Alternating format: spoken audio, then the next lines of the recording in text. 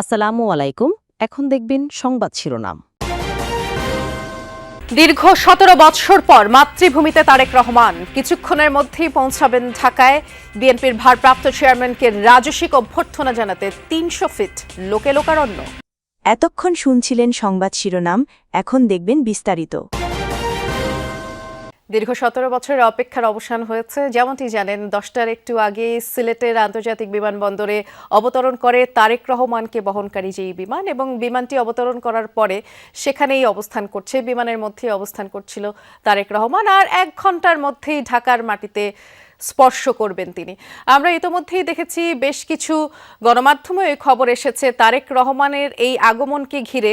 যেমনটি দেখছিলাম যে ঢাকায় বাসে, ট্রেনে, লঞ্চে যেভাবে পারছে এসে জনসমুদ্রে পরিণত করে ফেলেছে।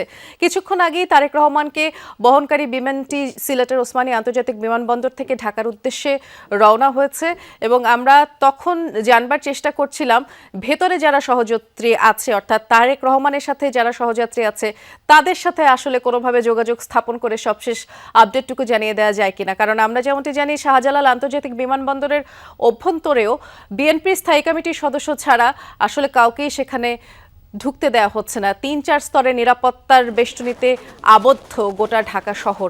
একদম প্রত্যেকটি পয়েন্টে পয়েন্টে মোড়ে মোড়ে অবস্থান করছে আইন শৃঙ্খলা বাহিনীর সদস্য। শুরু থেকেই তারেক রহমানের দেশে ফেরাকে ঘিরে আইন শৃঙ্খলা বাহিনীর সর্বোচ্চ সহায়তা চাওয়া হয়েছিল, এবং সেটি দেওয়াও হয়েছে।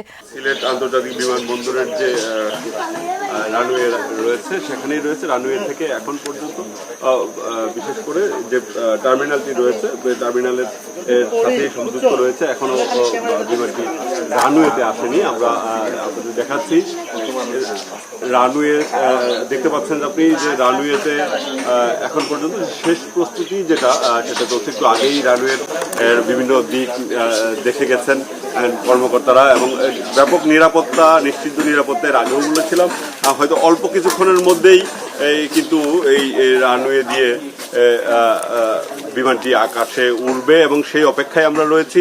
আমরা যেটা এর আগেও বলছিলাম যে এখানে 9:56 সিলেটের আকাশে মূলত সিলেট ওসমানী আন্তর্জাতিক বিমানবন্দরে বিমানটি অবতরণ করেছে ঠিক ৬,৩১৪ দিন পর। আর তারেক রহমান বাংলাদেশের মাটিতে তাকে বহনকারী বিমান সিলেটে অবতরণ করেছে, এবং যেটা বিশেষ করে জাতীয়তাবাদী দল বিএনপির নেতাকর্মীদের জন্য নিঃসন্দেহে আজকে একটি আনন্দের দিন, এবং তারা তাদের যে প্রত্যাশা ছিল দীর্ঘদিনের, সেই প্রত্যাশা আজ পূরণ হয়েছে।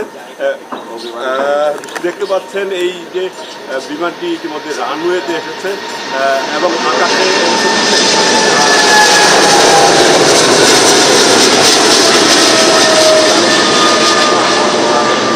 থেকে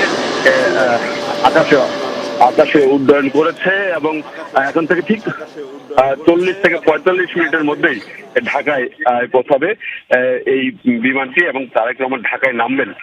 সব মিলিয়ে বলা চলে যে এই মুহূর্তে যে নিরাপত্তা ব্যবস্থা ছিল, সেই নিরাপত্তা ব্যবস্থার মধ্যেই সিলেট থেকে প্রায় 80 জনের মতো যাত্রী এই বিমানে উঠতে পেরেছেন, এবং তারা কিন্তু এখন পর্যন্ত বলা চলে যে নানা নিরাপত্তা বেষ্টনী পেরিয়ে, নানা ধরনের পরীক্ষা নিরীক্ষা দিয়ে কিন্তু মূলত এই বিমানে উঠতে পেরেছেন। এবং শুধু এই সকল যাত্রী নয়, যারা লন্ডন থেকে এসেছেন তারাও কিন্তু এই বিমানে ওঠার আগে তাদেরকে নানাভাবে পরীক্ষা নিরীক্ষা করা হয়েছে। বুঝতে পারছেন, নিরাপত্তার বিষয়টি সর্বোচ্চ গুরুত্ব দিয়ে দেখা হয়েছে। বিশেষ করে সিলেট থেকে যে সকল নেতাকর্মী দিয়েছেন, সে সকল নেতাকর্মী ছাড়াও বাকি যারা ছিলেন, যারা এই বিমানবন্দরে আসতে চেয়েছেন, তাদেরকেও কিন্তু বিশেষ করা হয়েছে। আমরা দেখেছি সকাল থেকে একদম র্যাব, পুলিশ এবং সেনাবাহিনীর টহল জোরদার করা হয়েছিল, এবং বিমানবন্দরের পুরো জায়গাটাতেই চারদিকে, বিশেষ করে এই যে আমরা যেখানে রয়েছি, এটি একটি বাড়ির ভিতরে, যেখানে আসলে নিরাপত্তা ব্যবস্থা ছিল না, সে কারণে এইখানে দাঁড়ানো গিয়েছে। এবং এর বাইরে কিন্তু সকাল 9টার পর কোনো গণমাধ্যম কর্মীকেই বিমানবন্দর এলাকায় থাকতে দেওয়া হয়নি। সব মিলিয়ে বলা চলে যে নিশ্চিত নিরাপত্তা ব্যবস্থার মধ্য দিয়ে কিন্তু এখন পর্যন্ত যে ব্যবস্থা করা হয়েছিল এখানে সেটা এখনো রয়েছে। বিমানটি আকাশে উঠেছে, কিন্তু তারপরও নিরাপত্তার যে বলয় সেটি এখনো রয়েছে। আর যে কথাটি বলবো যে দীর্ঘদিন পর নিশ্চয় তিনি একটি ফেসবুকে স্ট্যাটাস দিয়েছেন 6314 দিন পর তিনি বাংলাদেশের মাটিতে পা রাখছেন। বিশেষ করে 2008 সালের 11 সেপ্টেম্বর তিনি চিকিৎসার জন্য লন্ডনে গিয়েছিলেন, তারপর আর দেশে ফিরতে পারেননি। তার জন্য আজকের দিনটি বিশেষ দিন এবং তার দলের নেতাকর্মীদের জন্য আজকের দিনটি বিশেষ দিন। একটি বিষয় বলে রাখি যে সকল নেতাকর্মীদের তিনি ছাত্র দলে রেখে গিয়েছিলেন তারা আজকে মূল দলে ফিরেছেন।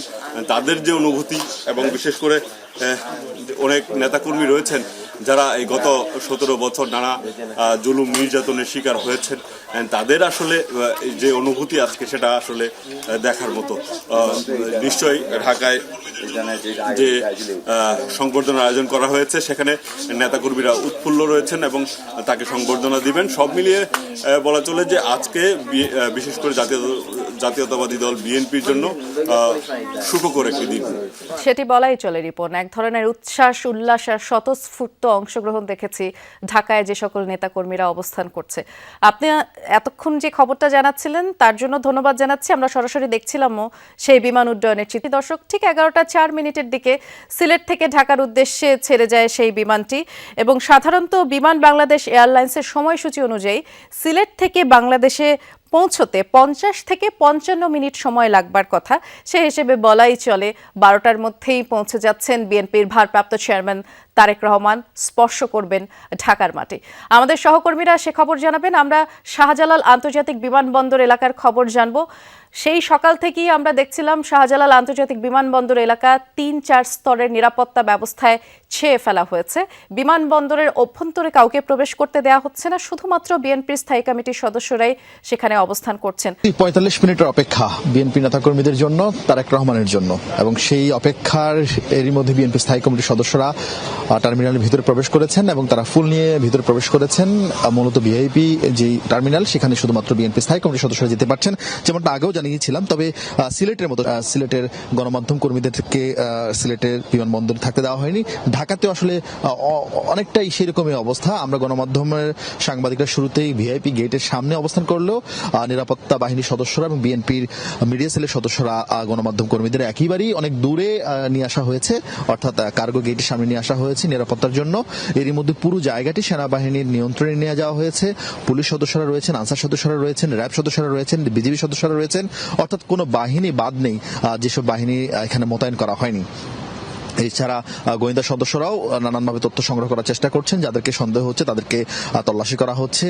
শুধুমাত্র এখানে আইন শৃঙ্খলা বাহিনীর সদস্য, গণমাধ্যম ছাড়া সে অর্থে আসলে কারোরই কোনো উপস্থিতি একেবারেই নিষিদ্ধ এবং গণমাধ্যমও অনেকাংশে দূরে। শুধুমাত্র আমরা যতদূর জানতে পেরেছি তিনি একটি বাসে করে, যে বাসটি কিছুক্ষণ আগে, যেটা আপনারা হয়তো জানেন যে কিছুক্ষণ আগে সে বাসটি ভিতরে প্রবেশ করেছে।